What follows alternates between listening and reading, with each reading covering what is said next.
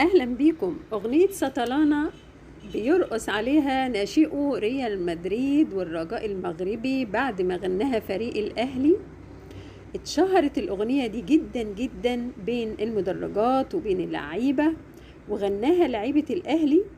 الأغنية بقت عالمية وجابت 12 مليون مشاهد في وقت قياسي، رقم كبير طبعا. الأغنية للشاعر مصطفى حسين وتلحين كريم عاشور، وكانت معمولة يغنيها علي ربيع في احتفاليات الأندية، لكن العالم كله بيردد الأغنية وبيغنيها. أغنية بقت محببة للشباب جدا في المدرجات، وبيغنيها كل الناس اللي بيشوفوا الكورة في كل مدرجات العالم كله. الأغنية بقت انترناشونال، كل العالم بيغنيها، كل العالم بيغني سطلانة سطلانة.